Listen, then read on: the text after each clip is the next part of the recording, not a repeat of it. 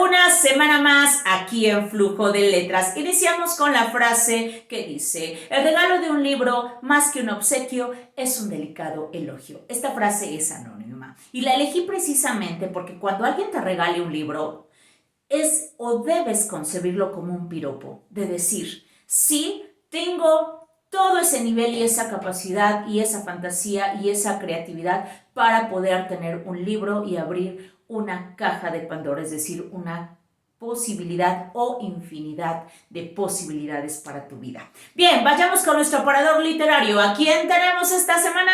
A Fyodor Dostoyevsky Mikhailovich, más conocido como Fedor Dostoyevsky en el ámbito literario. Él nace un 11 de noviembre de 1821 y muere en 1881.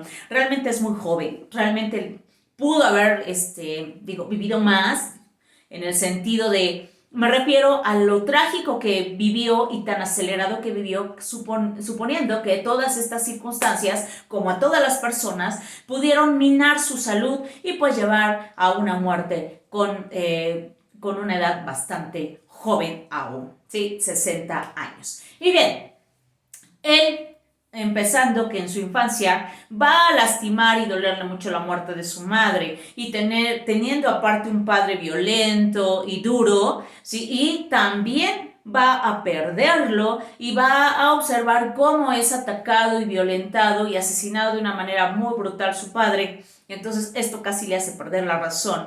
Y antes de todas estas circunstancias, pues bueno, su padre había decidido que en San Petersburgo fuera a estudiar al colegio de ingenieros. Él termina a los 20 años y ya con la muerte de su padre y de su madre, pues bueno, la vida empieza a ser muy difícil para él.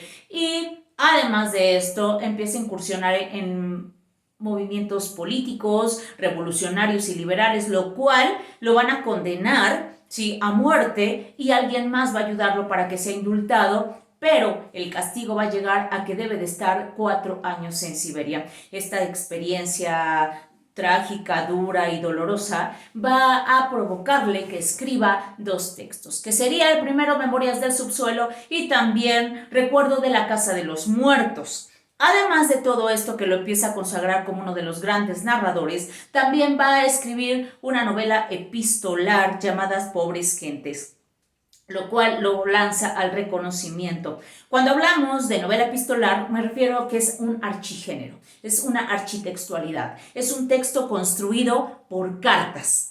No hay diálogos de personajes, no hay narrador, puede haber un narrador externo. Entonces aquí vamos a ver la diversidad y la posibilidad narrativa de Fedor Dostoyevsky. Y bien, más adelante él va a tener nupcias con María Mitrieva Isayeva. Va a ser su primer esposa y también va a venir nuevamente la tragedia y la pérdida de su hermano, así como la pérdida de su esposa. Nuevamente lo van a embotar en una situación emocional y difícil. Y más adelante se casa con Ana Grigorievna. Ella, sí, su segunda esposa, va a permitir que viajen a Europa. Él admiraba mucho los países europeos por el tipo de pensamiento, por el desarrollo y demás. Con ella va a viajar a Europa, va a tener su primera hija, la cual muere en los primeros días de vida de la bebé, y esto nuevamente le trae un trauma doloroso y fuerte a nivel emocional. Y además de este dolor, también le va a causar los ataques epilépticos. Más adelante tiene su segunda hija, la cual sí le vive y le va a proporcionar fuerza para seguir escribiendo. Y vamos a tener novelas como El jugador, Crimen y Castigo, que es extraordinaria. En Crimen y Castigo nosotros podemos contemplar una polifonía. Así como tú escuchas, polifonía es cuando como tú vas a un coro, tú vas a una orquesta y varios matices, varias voces. Eso implica, ¿sí?, un mosaico de diversidad y de posibilidades. En una novela, en el ámbito literario, también podemos hablar de polifonía. ¿Cuántos narradores y personajes pueden estar al mismo tiempo y a ti como lector puedan, de cierta manera, engañarte y decir quién diablos está hablando? En el caso de Crimen y Castigo, pareciera que nuestro personaje piensa que él es el que habla, pero hay un narrador más, hay una conciencia, hay infinidad posibilidades en cuestión de la voz narrativa. Es un viaje extraordinario. Aparte, Fedor Dostoyevsky forma parte del realismo y recordemos que el realismo es la reacción contra el romanticismo. Quien es el romántico era dramático y bueno, lo que quería también era un ideal. El realismo, y lo que pasa con Fedor Dostoyevsky, es retratar esa realidad, por más cruda y dura que sea, pero plasmarla. Por eso es uno de los grandes psicoanalistas a nivel narrativo. Bien, y esta es una de las características en su literatura. Y también vamos a tener el texto de, aparte del jugador y de Crimen y Castigo, el diario de un escritor, donde va a reivindicar el nacionalismo ruso en torno de la fe ortodoxa y también opuesto al decadentismo europeo, aunque, insisto, él admiraba a Europa.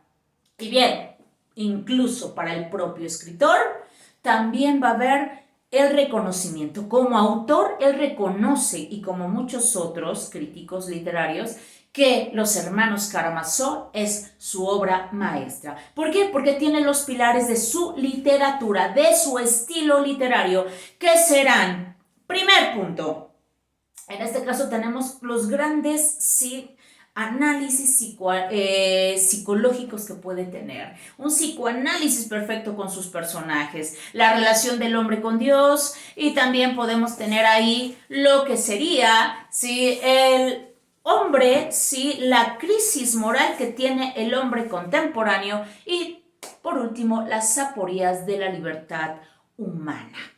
Los hermanos Karamazov absorben estos 4 pilares. No podemos decir que las otras obras no lo tengan. Por supuesto que es extraordinario. Así que puedes ir a cualquiera de estas recomendaciones, a cuentos también, pero bueno, hay otros rusos que tienen cuentos y que abordan mucho más el género cuento. Aquí en Fedor Dostoyevsky es la novela y podemos encontrar El Príncipe Idiota, ¿sí? Todas estas novelas forman parte de uno de los grandes del realismo a nivel narrativo. Bien, vayámonos con nuestra colación literaria. ¿A quién tengo? Te voy a recomendar, vamos a entrar con la literatura asiática, a Yasunari Kawabata, un gran escritor, un gran maestro japonés del siglo XX. Él nace en 1899 y muere en 1972.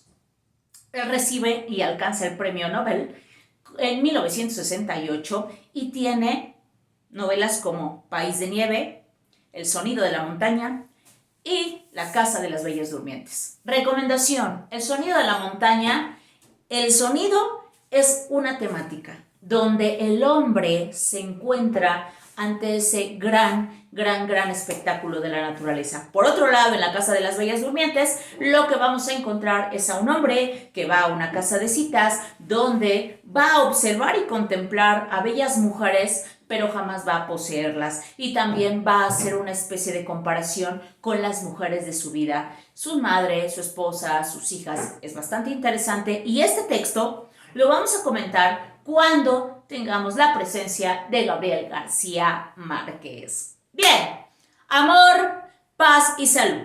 Nos vemos la próxima semana. Recuerda que me puedes seguir en Instagram como María del Rayo o en Facebook como Rayo Vega. También escribirme tus comentarios o sugerencias, opinión o crítica o lo que tú quieras en el correo de lovecraft31@hotmail.com. Y antes de que se me olvide y que pueda decirte hasta la próxima, también hay una película de Crimen y Castigo. Hay varias, pero hay una que te voy a recomendar exclusivamente. Es película mexicana del cine de oro mexicano con Roberto Cañedo. Él protagoniza al personaje principal del texto Crimen y Castigo, y creo que es una muy buena adaptación o un acercamiento al texto de Fedor Dostoyevsky. Hasta la vista.